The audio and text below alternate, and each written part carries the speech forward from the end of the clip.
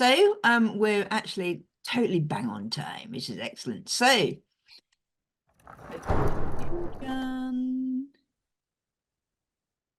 hey, so we've got somebody new in our hot seat this week. John, you've been Absolutely. Hey, Roy, how you doing? So we've got Roy with us this week. So Roy's an independent consultant. I've emphasised that a couple of times as I introduced him. He's a P3 risk associate. He runs the for PMO learning. He runs their assurance for PMO professionals course. He's my sort of go-to person for anything around governance and assurance.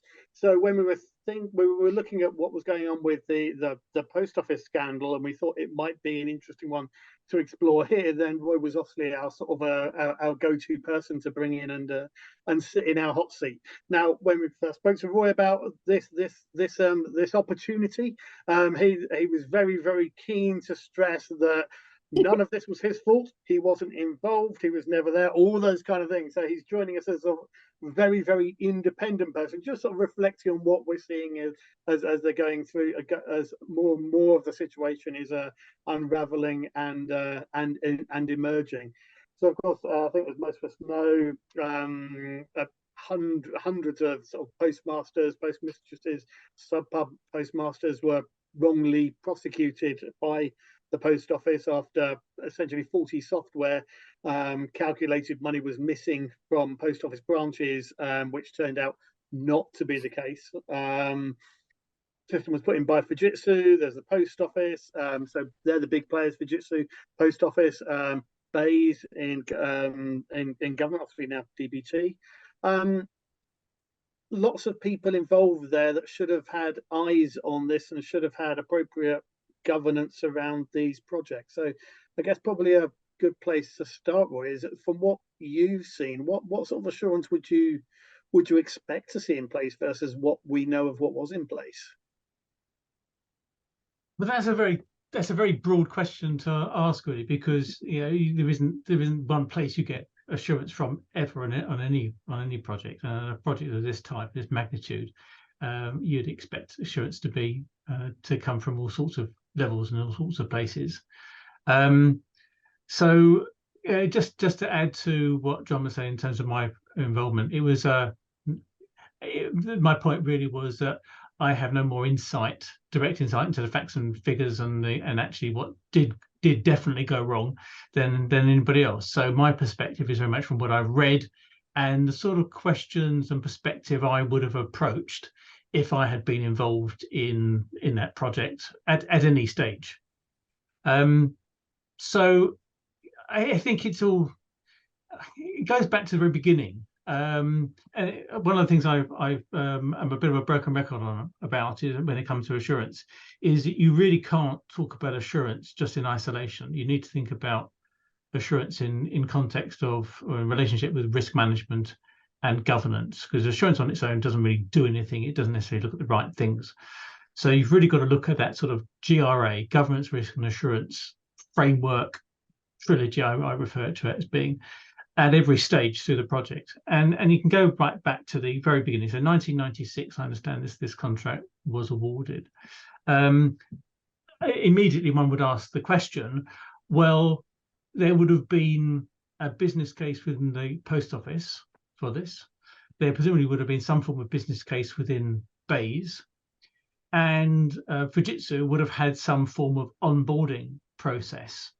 I don't know what process they would have used for accepting the contract, but at that stage, right back in the of course 1996, that would have been, I think that was the placing of the contract. So the procurement would have happened sometime before that.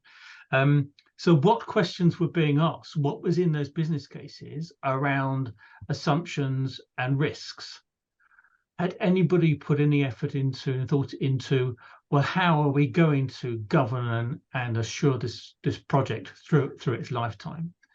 And I think it was recognized at the time that this was a very new, radical thing. I don't think anybody had done a system rollout like this ever in the world. So there was a real novelty in this. Well, my first question would be, well, what was believed, what was understood to have been the risks back in those at that time, and what were the arrangements that were being put in place around governance and assurance?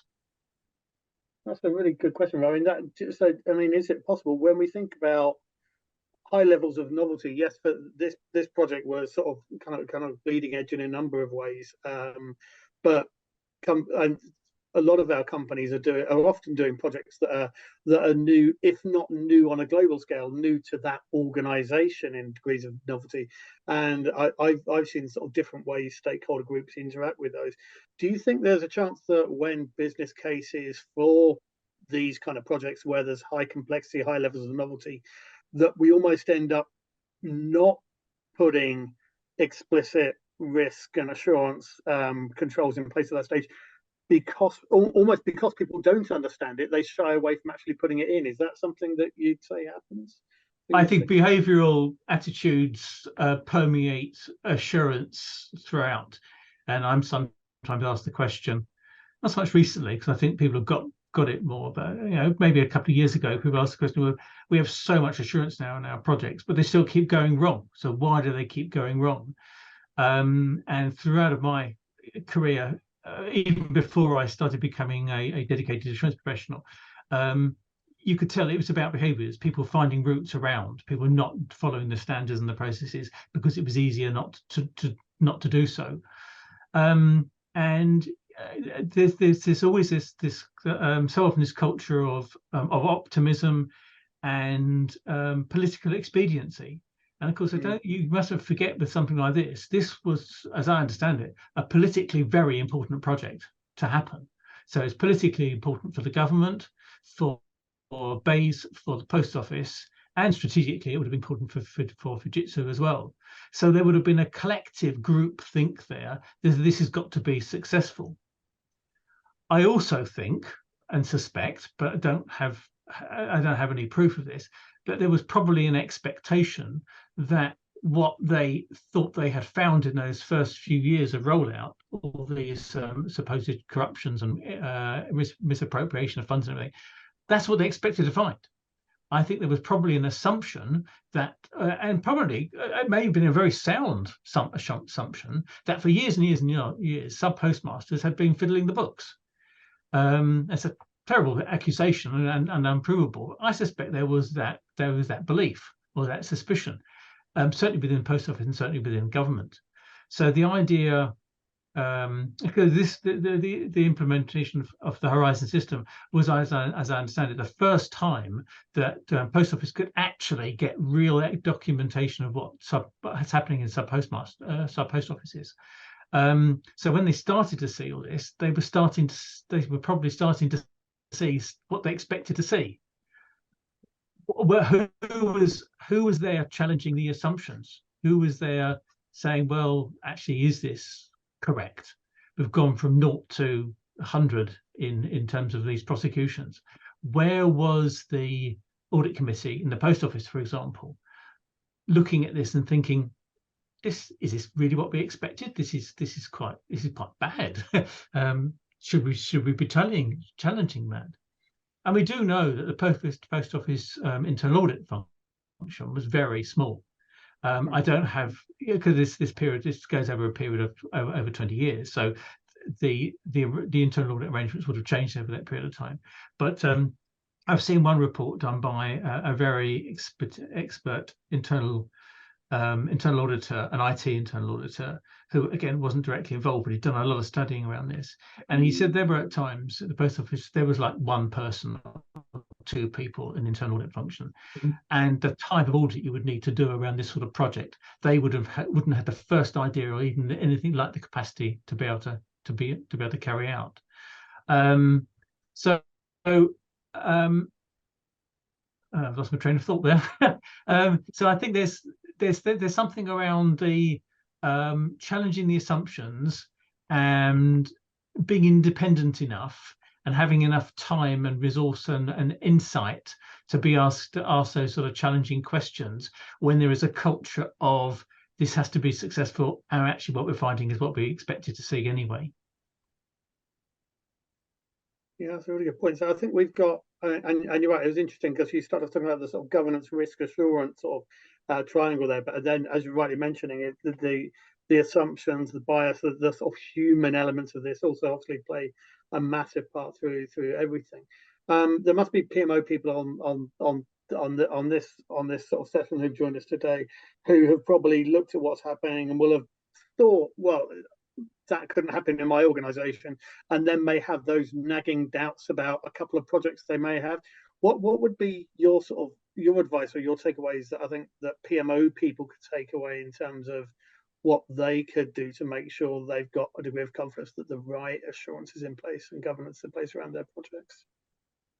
Well, I mean, the PMOs have a very key role to play in terms of assurance. Exactly what their role will be of a person within a PMO in an organisation has got will very much depend on their position, the PMO, and where the PMO fits in to the organisation. What are the expectations of the PMO?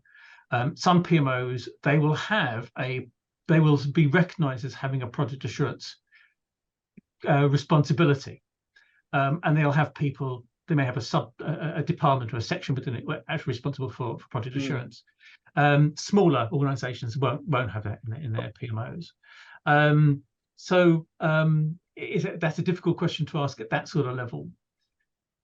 The key things, firstly, understand as a PMO, understand, does your organisation have an assurance function? Reach out to them, engage with them. Do your processes align with those? It's quite possible that a project PMO may have spun up in the organisation independently. So is there alignment there? I guess it's probably a good place to start, would you say? Yeah, I mean, PMOs, in my view, PMOs they've got a delivery, an assurance delivery role, sort of second line of defence type of that sort of area. Really key role to play in terms of setting policies, standards, frameworks, checking that people are following them, supporting people in following them. Ensuring reporting is done robustly, all that sort of stuff. But they've also got a role in terms of taking a step back from it all and advising the organisation generally on assurance. Does this organisation have sufficient assurance? The problem often is, though, is that the PMO's voice is quite quiet in this area. It's not a strong voice. And I would always encourage good relationship between a PMO and the internal audit function, because the one body in an organisation that does have the clout to be ask questions around assurance is the internal audit function. So foster a good relationship there. And if you're in a PMO and you are aware that there are assurance issues in the way that projects are being run, a conversation with their internal audit department may help them to focus their efforts on looking at the right things. Yeah. So it doesn't have to be sort of telling tales out of school or anything like that. It's just a good ongoing relationship, assurance relationship between different providers, the PMO at the second line and internal audit at the third line. Yeah. There's always also, all organizations should have a whistleblowing line, whistleblowing process and system. And of course, the worst comes to the worst, then that's the way you should do it. Whistleblowing, I understand, was pretty much absent from the whole of Horizon. So both within Fujitsu, Post Office and Bates, and this is the work this IT auditor have done. There was no really existing whistleblowing, and it's a key component in good assurance. That's good, Roy. Thank you so much. I know there's obviously so much, and we've barely had time to scratch the surface of it in our short lunchtime session today. But a few key things there. So PMO people, firstly, make some, if this has resonated, make some time this afternoon to find out who your internal audit team are, reach out and say hello to them and start a conversation there. Think about the process that exists in your projects for whistleblowing, even formal process within the organization, yes, but even ability for project teams to come and have a quiet chat with the PMO as a way through things as well. And also, again, the importance emphasized there of speaking to the business as well. We often think about how we speak to project managers, but how we also look to the business and be comfortable calling out the business that we work in if we don't believe they've got the structures in place around what we're delivering as well. Thank you, Roy, so much. I'm conscious of time. Lindsay, you probably want to wrap us up, I'm guessing. Yeah, absolutely. Thank you very much, Roy. And you've got some links and things in there to some previous stuff that Roy's done for the House of PMO as well. So thank you very much.